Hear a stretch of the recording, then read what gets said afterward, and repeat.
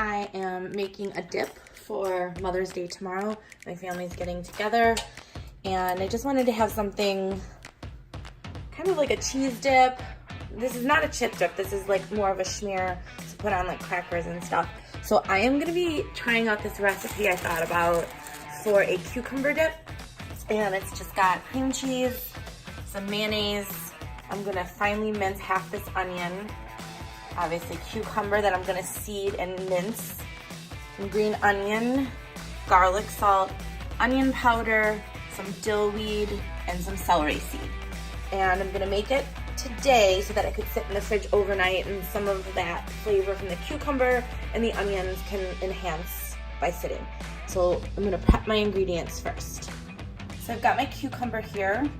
I've peeled it, but I left a little bit of the green just because I like that for the aesthetic purpose of it. And I am going to split my cucumber down the center. And then I am going to take a teaspoon, and you just want to remove the seeds because you don't want the dip to get watered down. So I just take a teaspoon and I scrape those seeds out like that. I'll wipe that up with a paper towel in a second. And this way it prevents your salads or your dips from getting watery when you're using a cucumber. So that's just a little trick that I was taught. So now I'm going to mince, well, a very fine dice, not mince, my cucumber. And I'm using my global knife that I use like when I like to just do the rock and chop because it's curved and it just makes it easier. So I'm gonna do a very fine dice of this entire cucumber. And I'm gonna set that aside while I prep the other veggies. But yeah, you just wanna use this rocking motion. This knife is one of my favorites for this kind of prep work because it's just easier to use. So you just get a nice rock and chop. When I used to teach the kids, that's what we called this method. So I'm going to do this entire cucumber. This was just like a medium-sized cuke. For this dip, it's more than enough. And this is the size of the dice that you want. Now I've got 3 green onions here. I'm gonna just trim off the ends. And I'm going to want to use the white and the green part for this recipe. And again, I'm using this rock and chop method to kind of just mince this very, very, very fine. When you have it in a dip, you don't want like giant hunks. The important thing when cooking is that you want to have all of your stuff cut uniform, because when someone takes a bite of one of your dishes or dips or whatever, you don't want them having like odd sizes of things. That's why the cutting is important. The best thing you can do to learn knife skills is just to get yourself a good knife. I love these globals because they're only like around $100. And watch some YouTube videos and then just practice, practice, practice. So yep, I've got my 3 green onions, the white and the green part, minced finely. And now I'm going to cut this onion, and I'll show you guys. I'm gonna use a different knife for that one. Cut an onion, I process it on a paper towel. That way I don't get those little strings all over my cutting board. So you wanna have the onion down the middle from the top to the bottom. You don't wanna cut it around the equator. You wanna cut it from the top to the bottom. So I've got that here. Then you see you've got this like hairy part and then this long dangler part. You want to cut that part off of the onion. And my knife skills are terrible. I'm just showing you guys like how I do it. I'm not very safe with my fingers. I rarely cut myself, knock on wood. So after you cut that little tip off, you want to clean the onion skins off. I always take off that first layer because it's always kind of slippery and slimy. And then you're left with these 2 halves of this onion. This is when I want to do a dice for a recipe. I'm going to use that paper towel to clean off my knife. And then I'm going to show you guys how to do that part. With this half of the knife, or this half of the onion, I know I've shown you guys before. So you've got your onion here and you can see that there are just natural lines in the onion. So this is why it's important to also have a good sharp knife so that you can do this nice dice. But you're going to want to cut along those lines And the more smaller you want your, oh my God, I just stabbed myself. The more smaller you want your dice or your mince, the closer you're gonna wanna make those lines, but you're not gonna cut all the way through.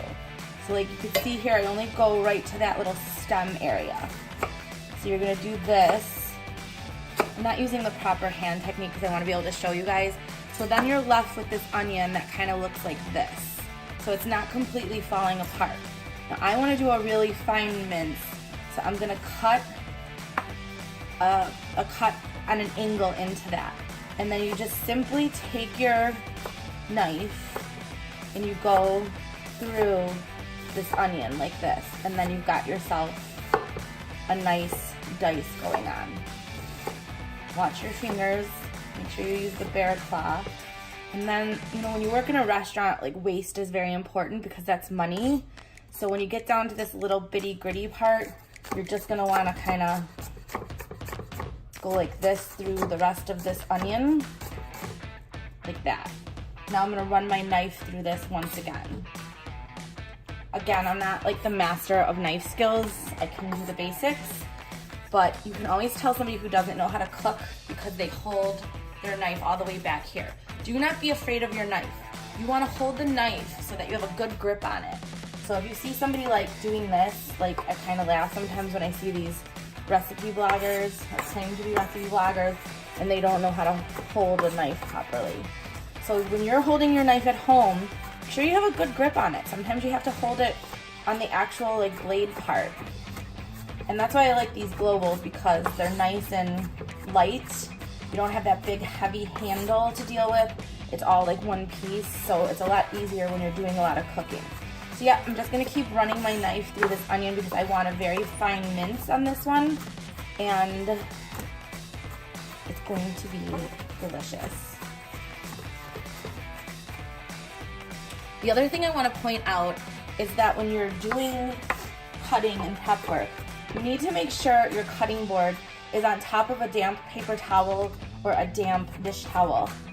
It drives me crazy when I see these cooking videos and the board is sliding all over the place. You need to make sure you have a secure board or it slows down your time. So please make sure you secure that board. Sometimes I just use like a damp dishcloth or a couple damp paper towels or a damp dish towel. That way you're being safe too. So this is a nice mince. This is how we want this to look for this here. I've said before in my other videos that you want to get yourself this bench scraper when you're doing cutting because it just helps you add stuff, pick stuff up from your cutting board. You can throw it right in your bowl or your pan or whatever you're doing. So I am adding all of the onions, the green and the white, or I think that was yellow onion, and my diced up cucumber to this bowl. And I've got everything in here. And I'm gonna set this to the side. I'm letting my cream cheese soften a little bit, and then I've got some Duke's mayonnaise that I'm gonna use for this recipe. So I've got my 1 package of cream cheese. This is a 8-ounce package of cream cheese. And I'm going to add this to a bowl. It needs to be a little bit softer, but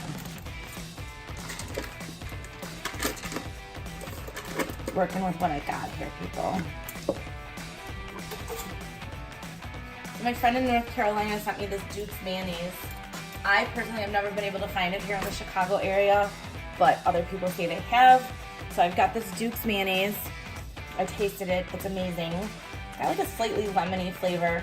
So I'm gonna add 2 big dollops of this to this bowl.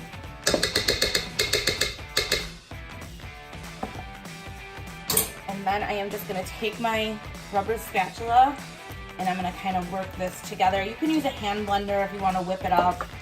It's up to you. I don't have a hand blender, I actually need to get one. You can use your stand mixer or whatever you want for this. So I'm just gonna kind of combine this all together right now. Since I like to keep things old school, I have this guy that I'm using right now. Got this at Goodwill. Does the job. I have had a hand mixer that I bought new and it's just way too strong. Like my stuff flies all over. So this is how I'm rolling right now, people. back to basics.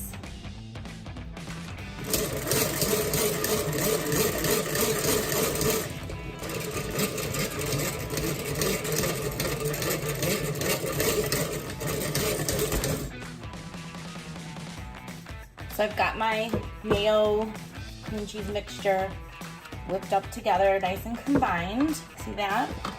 And now I'm gonna add some seasoning. So you guys always ask me for measurements. I keep saying this, season to taste. Like, I love dill, so I'm putting in some dill.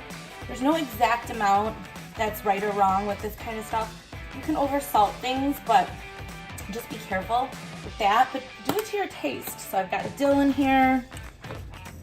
We love dill, so I probably will add even more. Actually, I'm going to add some more. And then we're gonna add a little tiny bit of celery seed.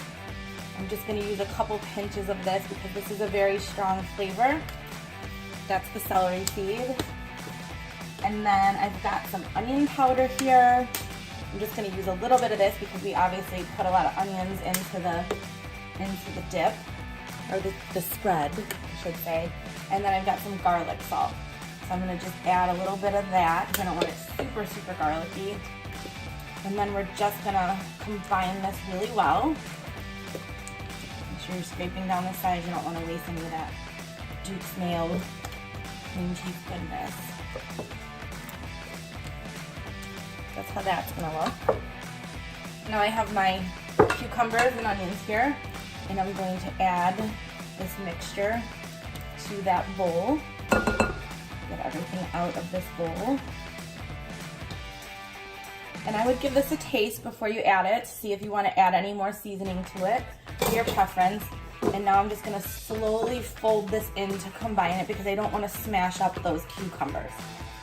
I'm just going to do a nice slow fold, people. It's going to look like that.